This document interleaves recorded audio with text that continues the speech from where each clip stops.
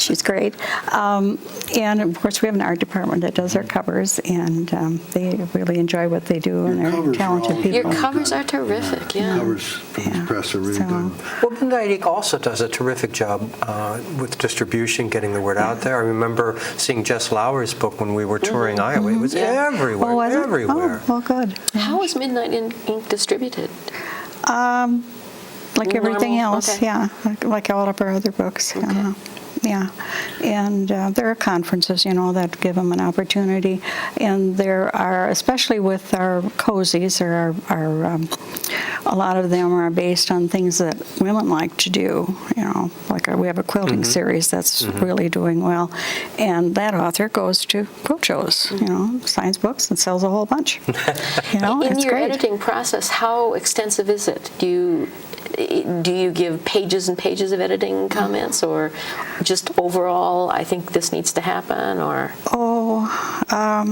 what does it look like? It varies. It varies. Okay. Some things come in just about perfect. I don't have to, we don't need to make many suggestions. And other things we need to take them by the hand, and say, well, this would work a little better than, and so forth. But you don't do serial killer books. To reemphasize that, you're primarily interested in traditional kinds of mysteries. Is that a fair statement? Well, we kind of go across the board of genre, but a lot of them aren't traditional. I mean, the way you define them, and but we do, like this, we would say it's a cozy. Although it's not a cozy to the extent that the spinning one is, because that's kind of gets into the craft. I often have students ask me, well, what if you don't want to do what the editor asks? Well, you know what I tell them? I tell them I'm your partner, not your critic. That's right. And I'm just here to help you. And when they let me guide them, it works. And sometimes I guess it works when they don't. You commented very early on in the segment today that the only thing that might be more exciting was writing yourself. But I know that you do, in fact, write. Do you think that the fact that you do write has some bearing on how, as an editor, you look at some of these authors' work? Probably. I think I might be a little kinder. That's what I was wondering. I remember one of the classes at Metro that I was in really having a hard time taking the criticism from the instructor's advice. I expect that probably taught you a lot about giving constructive criticism as opposed to just tearing somebody down. Thank you, Connie, very much You're for welcome. coming. Oh, thank you so much. Very interesting. Thank you. I was happy to be here. We're going to continue our topic and our program and spend a few minutes talking about editing, what it is, how it's changed in various ways. So perhaps one of the best ways is to take a story and follow it through, and we'll do that a little later. Meanwhile, take a look at some of Midnight Ink's other books that are available in fine bookstores everywhere.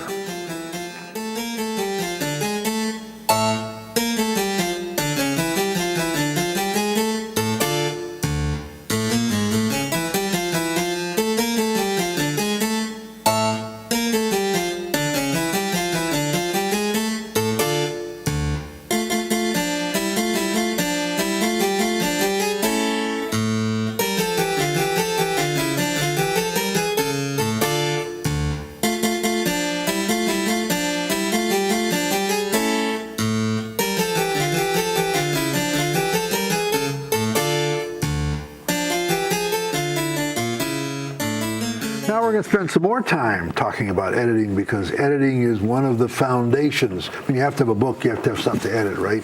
But then almost nobody doesn't get edited. You like that phrase? I need an editor.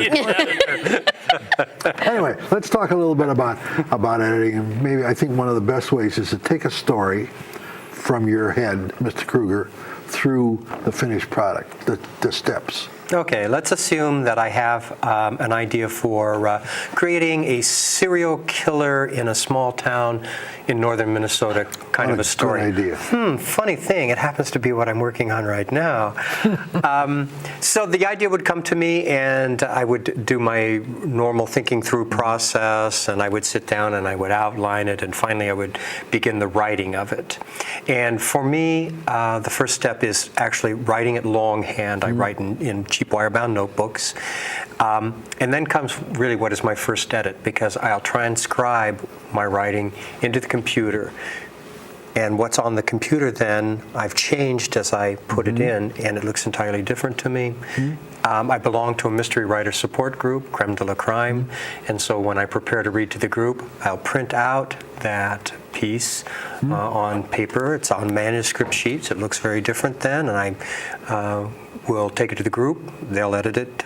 They'll give me critical comments, right? And those that I agree with and think are worthy, I'll go ahead and incorporate in the work. That's the next edit. When the work is complete, I send it to my agent. She reads it, gives me feedback. I make another round of edits. Goes to my editor. She gives me feedback. Another round of edits. The copy editor gets it. I respond to those. One more round of edits, and then, as you all know, you get the final look at it with the final proofs, and that's the final round of edits. So it goes through a lot of edits before. Now, I counted those. We're going to get those in a minute, and we don't have a whole lot of time left. But you want to add anything to that? Do you think that's essentially? Yeah, I go through Except more. you write directly on the computer. I do, and a book for me goes through at least 5 edits before it goes to my agent. Your agent. Yeah. I'll just tell you very quickly what my philosophy of editing has always been with editors, and that is they send me what they think needs to be changed, and I would say I take 95 or even more of what they say and I change it.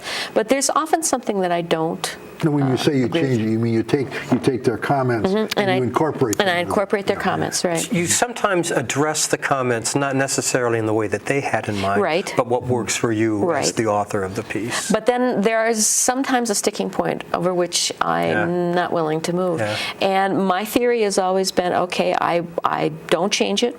I write them why, I explain it, and then the ball's in their court. And most of the time, I've never had an editor say, well, this is a deal breaker. You have to do it. Sometime we're going to spend some time talking about the changes that have occurred in your lives from the time you started. Oh, yeah. But we're not going to do that in this program because we're out of time. Oh, my goodness So we're gracious. gonna so we've just barely That's the world's scratched shortest surface. segment. I think it was. That's it for this program. Thank you to Connie Hill, my co-host, Ellen Hart, Ken Kruger. You can find additional information about us at our website, www.minnesotacrimewave.org, where you'll find links to previous programs, and you can learn about the books we've written. You can also subscribe to our occasional newsletter, and if you want to receive a list of books we've talked about or the other comments, email us at minnesotacrimewave@yahoo.com. Be sure to mention the title of the number of the program you're writing about. This one happens to be number 17. We'll see you next time, and as always, read more mysteries.